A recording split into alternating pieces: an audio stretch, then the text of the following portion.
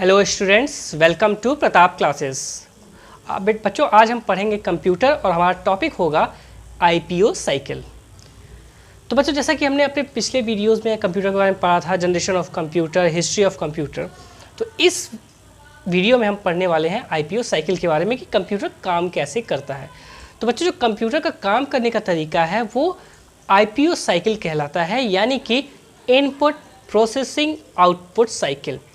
यानी कि कंप्यूटर को जब हम यूज़ करते हैं, जब हम उससे कोई फीडबैक लेते हैं या फिर हम उससे कोई इंस्ट्रक्शन देते हैं, तो एक पूरा प्रोसीजर होता है जिस प्रोसीजर के तहत वो अपना पूरा वर्क करता है। यानी कि एक पूरा का पूरा फेनोमेना होता है, एक प्रोसीजर वहाँ पर काम करता है। कैसे? जब हम कंप्यूटर को कोई इंस्ट्रक्शन देते हैं तो इंस्ट्रक्शन देने के लिए हमें ज़रूरत पड़ती है इनपुट करने की। तो इनपुट करने के लिए इनपुट डिवाइसेस यूज़ होती हैं, यानी कि जैसे कीबोर्ड हो गया, माउस हो गया, अगर हम गेम खेल रहे हैं तो जॉयस्टिक का यूज़ हो गया। इन सब चीज़ों के ज़रिए हम कंप्यूटर को इनपुट देते हैं और कंप्यूटर उस कमांड को लेता है और उस इंस्ट्रक्शंस को समझकर फिर उसे कैलकुलेट करता है और कैलकुलेट करने के बाद वो हमें आउटपुट देता है। और आउटपुट हमें कैसे मिलता है? आउटपुट हमें मिलता है आउटपुट डिवाइसेस से, यानी कि मॉनिटर हो गया, प्रिंटर हो गया, प्लॉटर हो गया, इन सब की मदद से हमें आउटपुट मिलता है। तो सबसे पहले बात कर लेते हैं हम इनपुट डिवाइस की। तो बच्चों, इनपुट डिवाइस जो है वो एक माध्यम है कंप्यूटर को इंस्ट्रक्शन देने के लिए। जैसा बच्चों हमें पता है और हमने पहले भी डिस्कस किया है कि कंप्यूटर हमारी भाषा नहीं समझता, वो सिर्फ समझता है 0 और 1। इसलिए उसे अपनी भाषा को समझाने के लिए हमें माध्यम की ज़रूरत पड़ती है इनपुट डिवाइस की, जो कि इस तरह से डिज़ाइन होते हैं और इस तरह से प्रोग्राम होते हैं कि हम इंस्ट्रक्शन अपनी भाषा में देते हैं और कंप्यूटर उसे अपनी भाषा में समझता है। कैसे? सपोज करिए कीबोर्ड है और कीबोर्ड में हमने अपना नाम लिखना है जो हमें कंप्यूटर पे दिखेगा। उसके लिए हम टाइप क्या करेंगे? अब मान लीजिए मेरा नाम है रजत, तो मैंने क्या डाला? RAJAT, रजत। तो क्या होगा?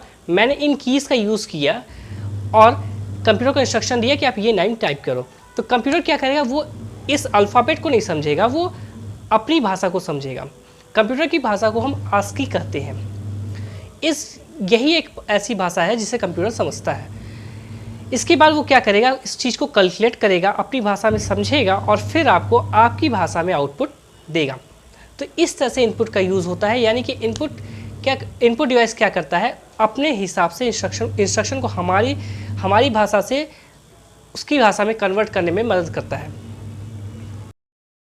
तो ये होता है इनपुट डिवाइस और इनपुट का तरीका और वर्क क्या।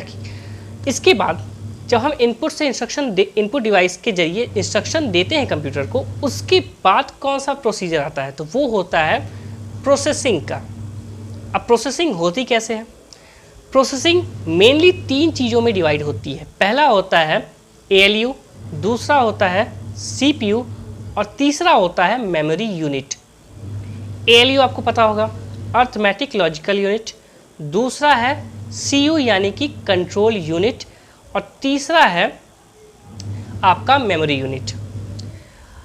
अब आपको एक चीज़ पता होगी कि आपने CPU, जब भी आपको CPU आता है, CPU के मामले में आपको ये फिगर आता है, लेकिन दरअसल CPU ये नहीं होता, इसे कैबिनेट बोलते हैं। CPU एक प्रोसेसर होता है, एक चिप होती है जो कि मदरबोर्ड में लगी होती है फैन के नीचे। तो चलिए फिर से वापस आते हैं अपने टॉपिक पे।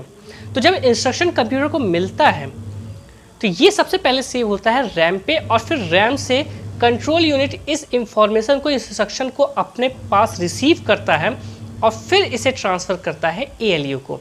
अब सपोज़ करिए एक एग्जांपल लीजिए कि आप किसी रेस्टोरेंट में खाना खाने के गए हैं, तो सबसे पहले क्या होगा?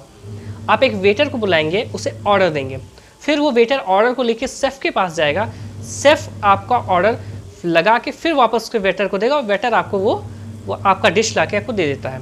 तो ठीक दोस्तों, ये इंस्ट्रक्शन भी इसी तरह से काम करता है कि जब भी हम इंस्ट्रक्शन देते हैं तो वो सबसे पहले रैम पे जाता है और वो रैम से इंस्ट्रक्शन फिर कंट्रोल यूनिट के पास जाता है और फिर कंट्रोल यूनिट उसे ALU को कैलकुलेट करने के लिए देता है कि जो भी हमारा इंस्ट्रक्शन है उसे कैलकुलेट करता है और फिर उसका आउटपुट बना के हमें वापस से देता है। इसके बाद वो इंस्ट्रक्शन जब आपको आउटपुट के रूप में दिखता है तो उसे आप चाहें तो आप उसे मेमोरी यूनिट में भी सेव कर सकते हैं। मेमोरी यूनिट दोस्तों यहाँ 2 चीज़ें होती हैं बच्चों।